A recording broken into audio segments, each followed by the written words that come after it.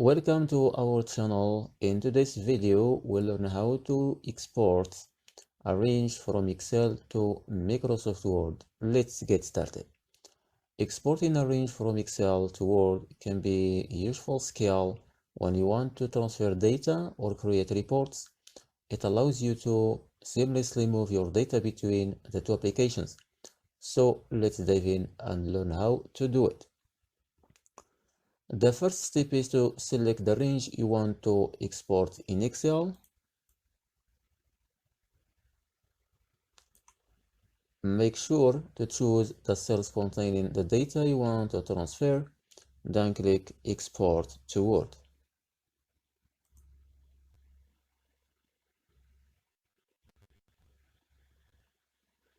Unbelievable.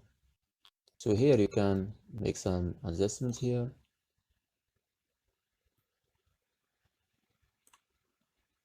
All right. Close this one. So now I will show you how to do like this. All right. Close this one, don't save. Open another one. Okay.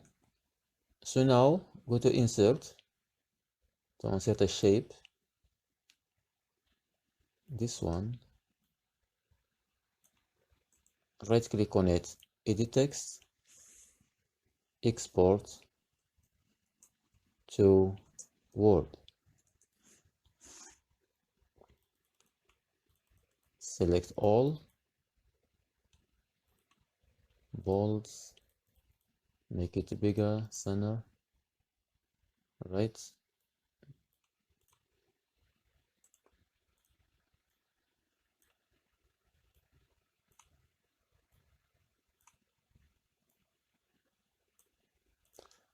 All right, now let's create a module.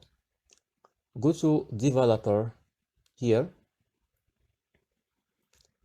or just press Alt F11 to open VB editor in Excel. Now go to insert and create a new module. So here I will type the code, cut, paste the code here, right. Now go back to the sheet to assign macro, right click on the shape I've created and choose assign macro. Choose send range to Word, the macro I've created, then OK.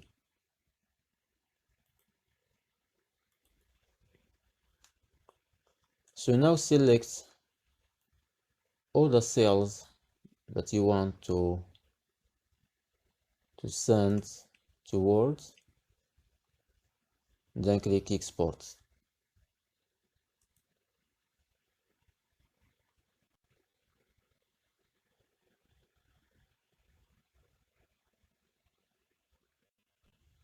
As you can see here. So once you've executed the macro, it will open Microsoft Word and create a new document. The selected range will be copied from Excel and pasted into the Word document. Now that the data is in Microsoft Word, you can preview and customize it further. Word provides various formatting options to enhance the appearance of your content, such as adjusting fonts, colors, and alignments. Make some adjustment here. Customer name, data, invoice data.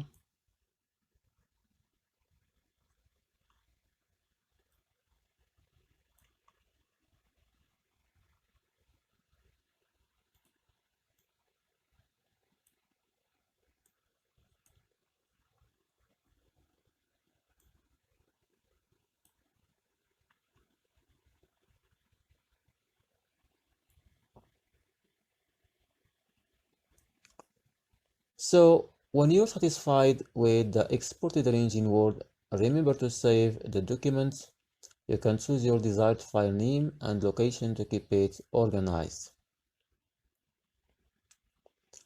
Exporting a range from Excel to Microsoft Word is a powerful feature that simplifies the process of transferring data and creating reports. It streamlines your workflow and saves your valuable time. So, before close this, make sure that to save your file as macro. Click on File, Save As, choose Location, and choose Enable Macro Workbook. Name your file, then OK. It's essential. That's it for today's video. We hope you found this tutorial helpful. If you did, don't forget to give us a thumbs up, subscribe to our channel for more useful content, and hit that notification bell to stay updated. If you have any questions or suggestions, please leave them in the comments below. Thank you for watching, and we'll see you in the next video.